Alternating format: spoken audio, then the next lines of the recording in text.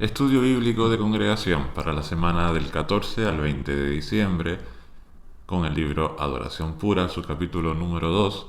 Dios aprobó sus ofrendas, los párrafos del 1 al 9, y también se analizará en este artículo el video introductorio, ya que iniciamos un nuevo capítulo, el capítulo 2.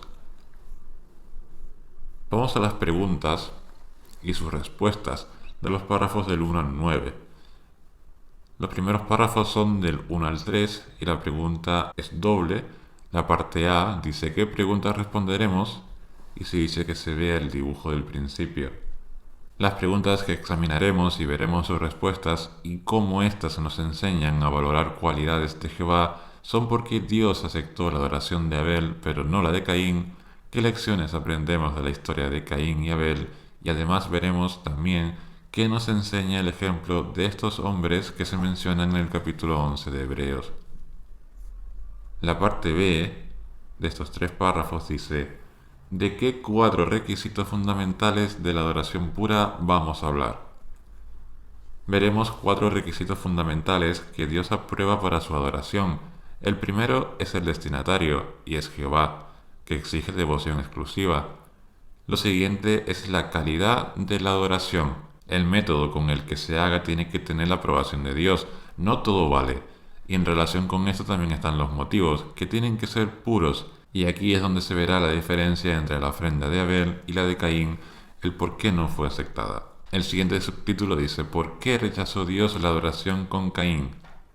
Los párrafos del 4 al 5, su pregunta dice: ¿qué llevó a Caín a pensar que el destinatario de su ofrenda debía ser Jehová?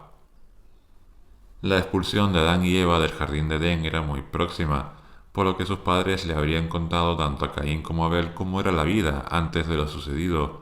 Probablemente vieran el jardín de Edén custodiado por los querubines desde lejos. Todo ello provoca que en ambos hijos supieran cuál era el propósito original de Jehová y supieran que había que darle alabanza, por ello que se le ofrece una ofrenda a Dios.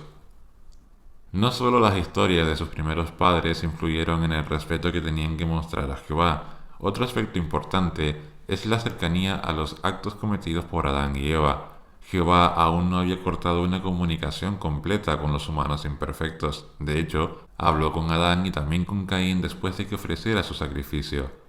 Esta relación, junto con el conocimiento de Caín de que surgiría una descendencia prometida, le habría llevado a pensar que sería él, al ser el primer hijo, y que por tanto tenía que ofrecer una ofrenda para ganar su aprobación.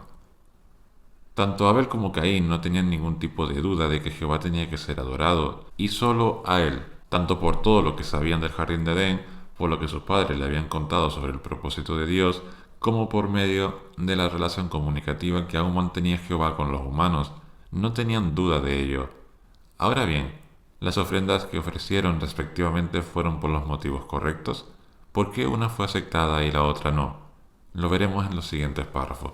Y con ello pasamos a la pregunta del párrafo 6 y 7, que dice: explique si había algún problema con la calidad de la ofrenda de Caín o con el método que usó al presentarla.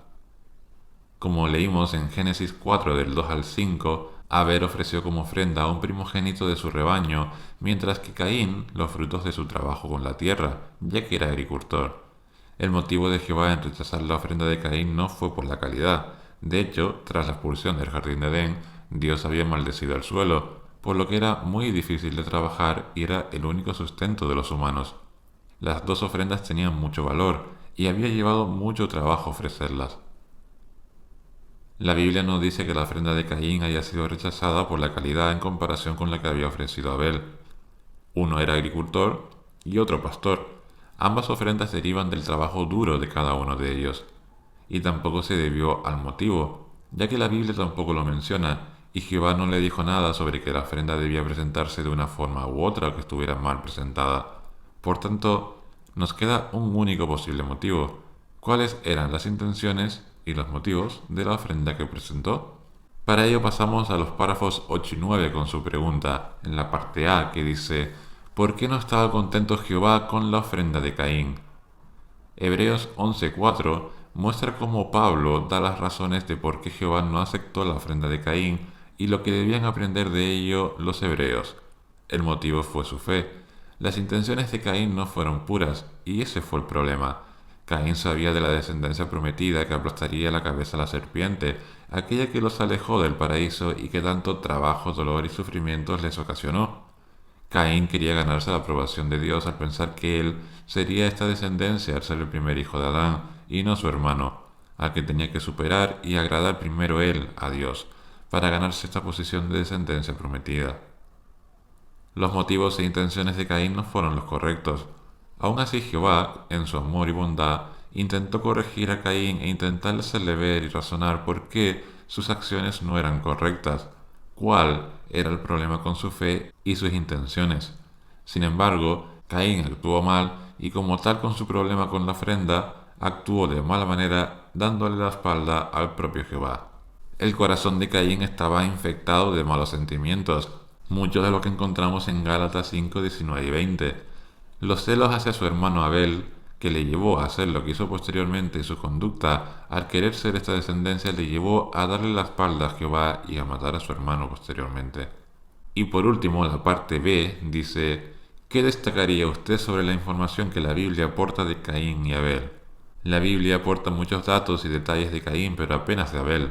No obstante, todos estos detalles de Caín sirven para enseñarnos a cómo no actuar, sino hacer justamente lo contrario.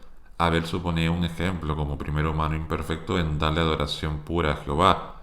Por ello, lo que estamos viendo de Caín nos enseña a alejarnos de estos malos hábitos, conductas y sentimientos y ser sanos y puros en sentido espiritual como Abel y sus acciones.